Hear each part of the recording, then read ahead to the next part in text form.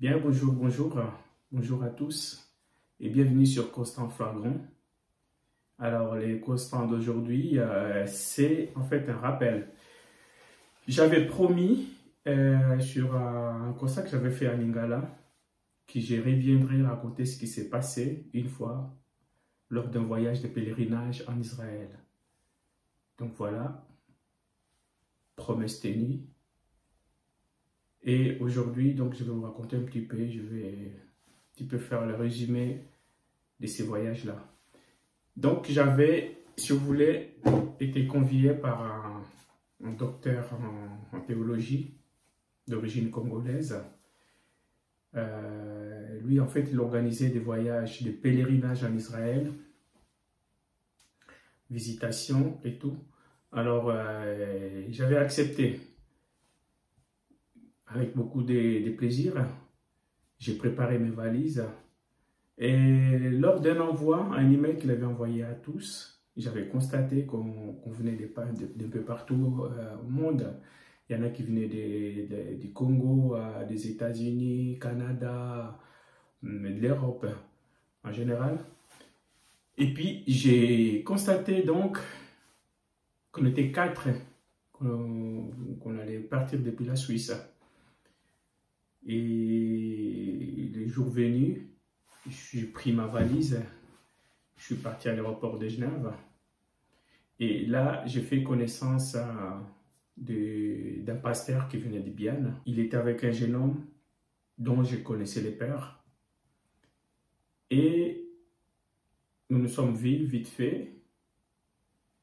On a été conduits vers les guichets d'Israël, avec le vol qui partait en Israël.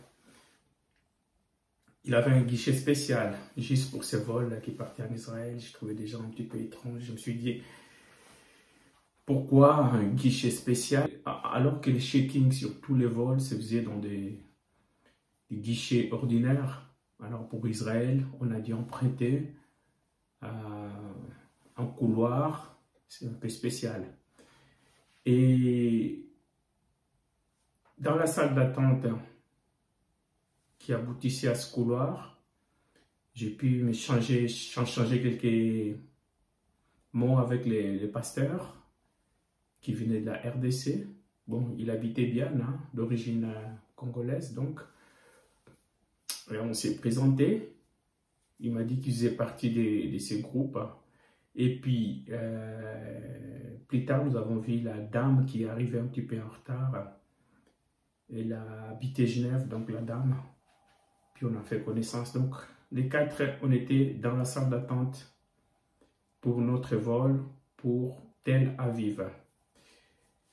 Et déjà, à cet endroit-là, on a dû faire des contrôles un petit peu spéciaux. Tout le monde, hein, on a dû passer au test anti-explosif. Donc, si on avait manipulé des explosions, 2, 3, voire même une semaine avant le départ, donc nos mains, les tests qu'on a passés sur nos mains détecteraient ces explosifs, ces manipulations en fait. On a passé ces tests, fini, on nous a fouillé comme il faut et on a pris notre vol pour Tel Aviv.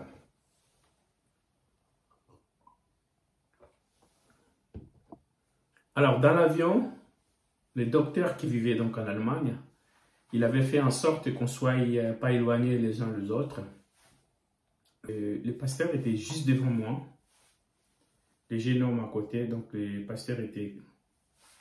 Moi, j'étais tout seul hein, sur au côté d'un siège vide. Puis le pasteur devant moi, il avait sa tête collée sur l'hublot et il ronflait de temps en temps. Le jeune homme bien réveillé, il avait ses écouteurs et puis la dame était de l'autre côté du couloir. Donc soudain, je me suis rappelé d'une histoire qui s'est passée, ce que j'avais vu sur 24 heures en fait. C'est un type d'origine angolaise qui est parti découvrir les traces du Christ en Israël. Et puis en allant là-bas, il avait le passeport suisse. À l'aéroport, il s'est fait arrêter, maltraité et remis dans le prochain vol à destination de Genève sans aucune raison. Il retourne à Genève, il a appelé les journalistes du 24 heures et il avait expliqué qu'il ne savait toujours pas pourquoi il s'est fait refouler en Suisse. Et il voulait, d'ailleurs, je me souviens qu'il avait voulu qu'on rembourse son billet car on n'avait trouvé aucune raison de son refoulement. Alors cette histoire m'est venue dans la tête. Je me suis dit, il faut quand même que je raconte cette histoire à mes co-passagers. Et donc je me suis approché, je discutais avec la dame à côté, car le pasteur dormait, puis les jeunes hommes écoutaient sa musique. Alors je me suis dit, il faut que je raconte l'histoire à la dame à côté. Alors, je commençais à raconter l'histoire, je dis, regardez ce que j'avais vu sur 24 heures il y a 2 ou 3 ans en arrière, qui un type d'origine angolaise avait pris son vol pour l'Israël, en partant pour découvrir ce qui se passait là-bas, ce que Christ avait laissé, hein, marcher sur les pas de Christ. Et puis arrivé là-bas, eh ben, on ne lui a pas laissé entrer. On l'a arrêté net à l'aéroport, un petit peu maltraité, remis dans l'avion direction Genève. Et ce type est venu se plaindre, il voulait se faire rembourser son billet d'avion et les dépenses qu'il avait fait pour ses voyages. Alors la dame m'a dit, ah ouais, moi, ça fait un moment que je pars en Israël, c'est mon 5e voyage, si je me souviens encore. Elle m'a dit que c'était son 5e voyage pour l'Israël et qu'il n'y avait jamais eu un problème. Une seule fois, il a eu un souci, je ne me souviens plus de ses soucis, mais en tout cas, les 4 autres fois, les 3 autres fois, ça s'est bien passé, sans problème. Je me suis dit, bah alors, ça se passera bien aussi, nous. Hein, on va visiter ce pays, on ne va pas pour y rester, on n'a rien de mal. Donc, ça va se bien passer. Ça va se passer à merveille. Alors, le pasteur qui dormait, il tout sauta, et il répliqua qu'il ne faut pas avoir crainte. Il a entendu ce qu'on disait, hein, il ne faut pas avoir peur de ce qui pourrait arriver, car tout... Oui, il s'est basé un petit peu sur la Bible, dire que partout vous mettrez vos pieds, la terre vous est donnée. Donc, il n'y avait pas de crainte. Nous, on partait pour un pèlerinage, donc il n'y avait pas de souci à se faire. Donc, notre voyage est continué en douce. Alors, arrivé à l'aéroport Ben Gurion de Tel Aviv, il y avait des longues files d'attente. Et l'aéroport est vaste, énorme. J'avais rarement vu des aéroports énormes comme ça et tout joli. Alors, nous nous sommes mis dans la file d'attente. J'avais certainement plusieurs vols qui étaient arrivés en même temps. Et j'ai constaté la première chose. Il y avait sur notre file, on n'était que nous 4 noirs. Alors, on avançait gentiment. Les douaniers ils avaient compris qu'il fallait évacuer rapidement ces gens. Donc du coup, personne n'en faisait plus de 20 secondes sur la file d'attente, devant le guichet de douanier. Ils arrivaient, ils présentaient leur passeport, vite fait, et ils étaient évacués. Et nous, on arrivait gentiment. Alors, je pense que mes amis avaient compris la petite anecdote que j'avais racontée dans l'avion. Alors, on s'est machinalement dispersé. La dame a même pris l'autre file à côté, qui avançait un peu plus rapide. Et quant à nous, nous sommes restés dans la file, mais dispersés. Le pasteur, il était toujours avec les jeunes hommes. Moi, je suis resté un petit peu plus en arrière, en regardant. Et soudainement, la dame est arrivée devant le guichet. Je commençais à compter les secondes. 1, 2, 3, 30 secondes, 40 secondes, 1 minute. La dame était toujours là, en train de s'expliquer. Alors, elle n'arrêtait pas de gesticuler. Elle gesticulait, gesticulait. Je me suis dit, qu'est-ce qui se passe? C'est l'anglais qui fait défaut ou bien? Pourtant, il m'avait dit qu'il n'avait jamais eu de problème, sauf une seule fois qu'il avait, je me souviens bien, perdu une petite mallette. Donc, du coup, là, ça gesticulait. Et ça gesticulait. La file d'attente s'est arrêtée net. Hein? Et puis, la nôtre continue à avancer. Et finalement, c'était le tour du jeune homme qui arrive devant le guichet, l'autre guichet à côté.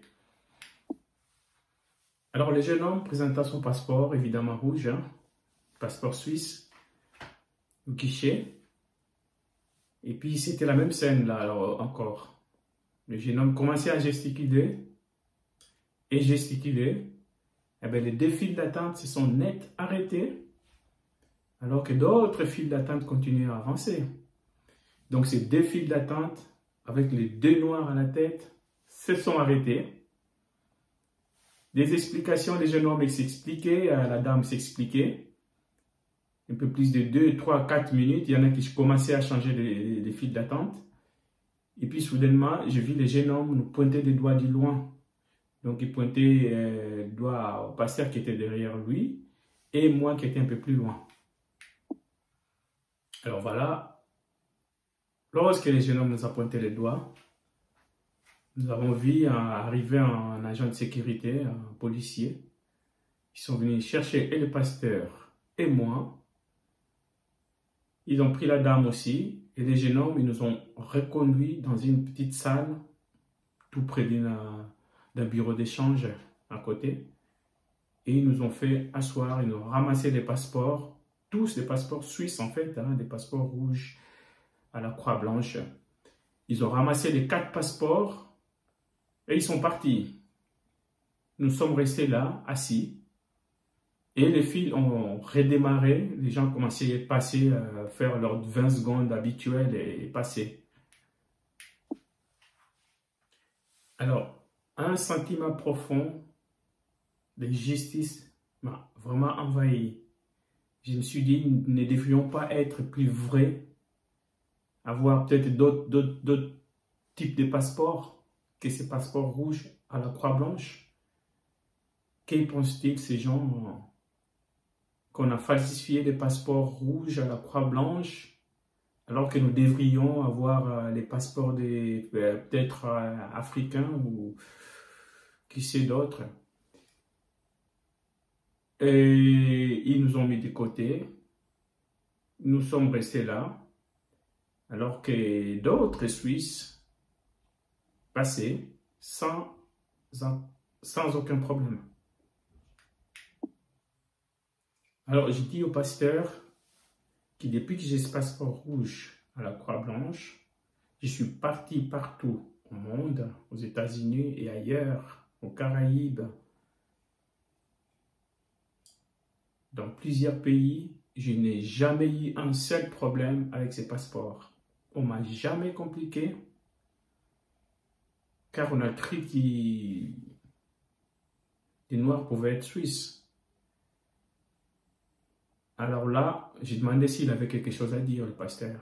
Il a dit, ouais, écoute, la Terre Sainte est entourée des pays ennemis. Alors, ils ne savent pas avec qui ils ont l'affaire. Donc, la sécurité doit être vraiment élevée. J'ai dit, mais l'insécurité ne vient quand même pas aux Africains ou aux Noirs, tout court. Le pasteur il a continué à trouver des prétextes pour pouvoir défendre cette action qu'on a eue à l'aéroport. Et on est resté là, on est assis, on attendait.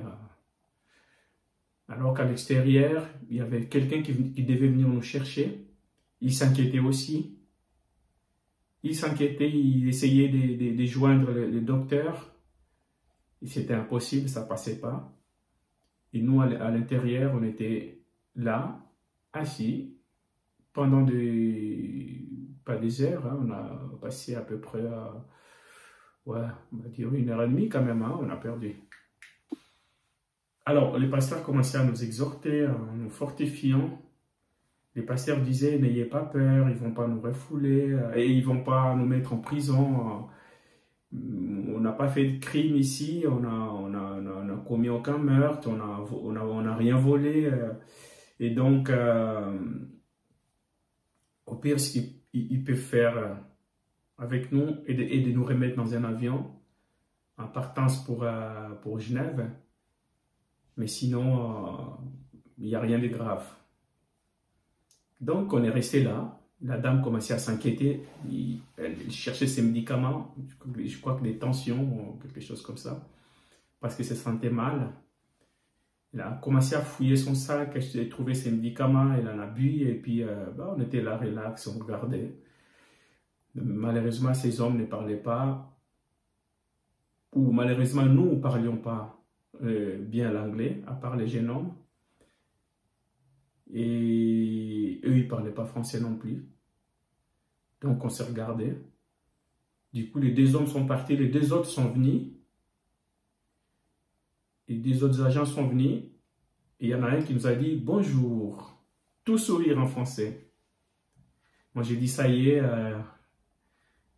on va peut-être pouvoir se comprendre maintenant ». J'ai précipité en lui disant quelques mots en français. Alors moi, j'ai bouillonné vraiment de colère. Et je voulais savoir ce qu'on faisait là, nous 4. Alors que ceux qui avaient le même passeport que nous, ils avaient passé sans entrave. Et il n'y avait plus personne, hein, évidemment. Et ça faisait presque 1h20 qu'on était là. Je me suis posé la question, qu'est-ce que nous, on fait là, nous 4? Ceux qui ont le même passeport que nous, ils sont loin. C'est de la négrophobie ou quoi? Parce que je ne voyais pas d'autre mot. Je me suis retenu, mais pour moi, c'était sûr, c'était clair et net de la négrophobie. Et d'autres mots que je ne vais peut-être pas prononcer. Alors, l'agent, il y avait 2 agents qui étaient arrivés, hein, il y en a un en tenue et puis l'autre en civil. Je me suis précipité à lui dire bonjour avec un grand sourire aussi et lui parler en français. Il m'a dit non, English. Je ne parle pas français. J'ai dit ah, mais pourtant vous avez dit bonjour. Il me dit ah, mais il me dit en anglais. Hein, bon, basiquement, je comprends. Il me dit quand je vous dis shalom, vous savez ce que c'est? J'ai dit oui, ça veut dire bonjour. Il m'a dit ouais, bah alors voilà, c'est la même chose. Moi, je sais dire bonjour. Pas plus. Comme vous, ça veut dire shalom et pas plus. Donc, l'agent en civil posait des questions et c'est lui en tenue. Il écrivait sur son bloc-notes. Il voulait en fait savoir pourquoi on était là. Donc voilà. Et je me suis retenu parce que j'étais vraiment, je ne voulais pas finir en cachot hein, pour ne pas dire d'autres mots. Je me suis retenu et finalement le jeune homme m'a dit de calmer aussi. Mais c'était le seul à se débrouiller comme il faut en anglais. Et il nous a calmés. Alors, par la suite, il y a eu des interrogations. Et la question qui m'a plus choqué était Why are you traveling? Alors cette question-là m'a percé le cœur. Pourquoi avez-vous voyagé? Je ne sais pas pourquoi voyagez-vous. C'est comme si on était des bêtes qui n'avaient pas, même aujourd'hui, les chats, on les voit de plus en plus dans les avions. Les chiens, on les voit de plus en plus dans les avions, même dans les autobus. Alors, cette question-là, il nous a posé, pourquoi voyagez-vous? Comme si on n'avait pas le droit de voyager. Et donc, nous nous sommes retrouvés là-bas. Nous avons voyagé. Pourquoi voyagez-vous en anglais? Et j'ai rigolé. Et puis le jeune homme a essayé d'expliquer qu'on était en pèlerinage et d'une semaine et qu'on allait retourner, qu'on avait quelqu'un qui nous attendait à l'extérieur. Alors, en ce moment-là, nous avons continué à répondre aux questions et finalement, on nous a laissé encore un petit moment.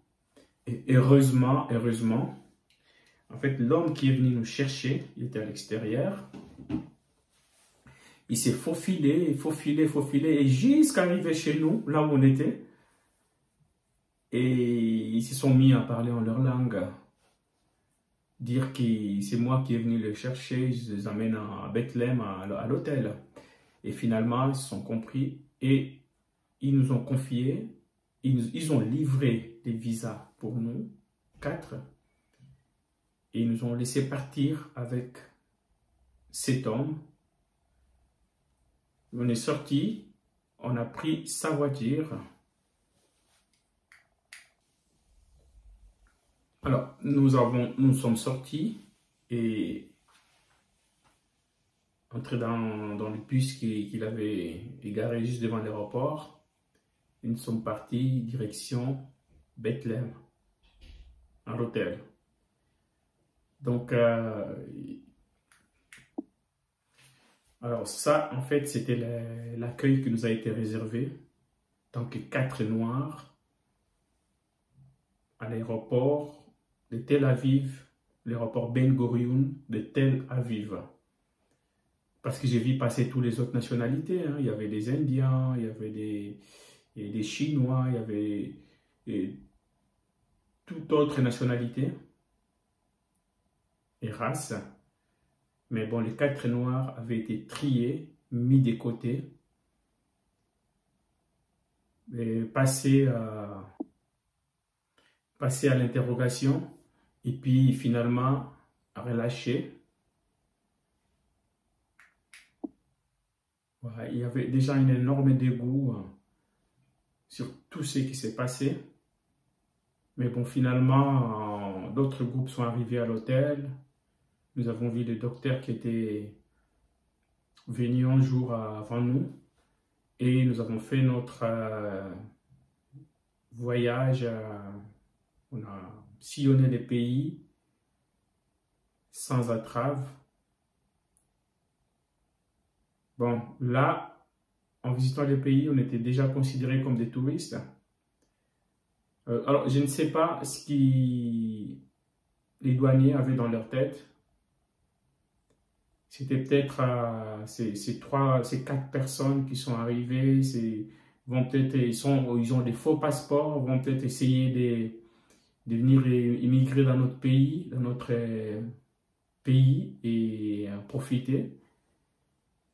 Je n'ai pas d'explication, mais en tout cas, les traitements n'étaient pas du tout respectables qu'on a eu dans ce pays. Et donc, sinon, tout le reste, c'est bien passé. Hein.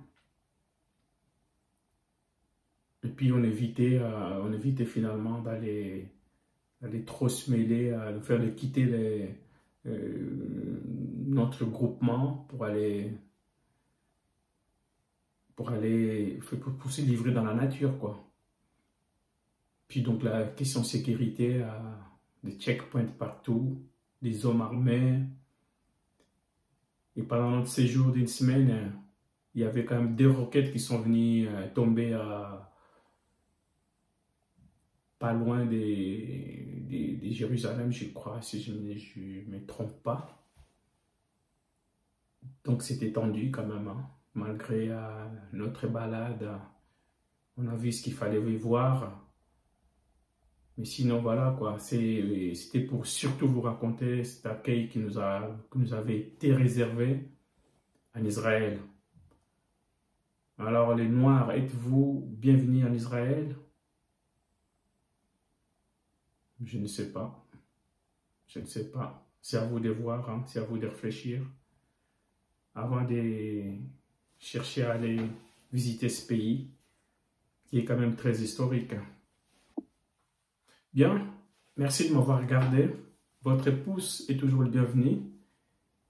Et n'oubliez pas de vous abonner pour encore des recettes et des histoires telles ceci. Ouais, j'ai dédié cette émission à Maman Leia et Papa Lei à Luxembourg. Shalom à vous. Merci et à tout bientôt sur Constat Flagrant.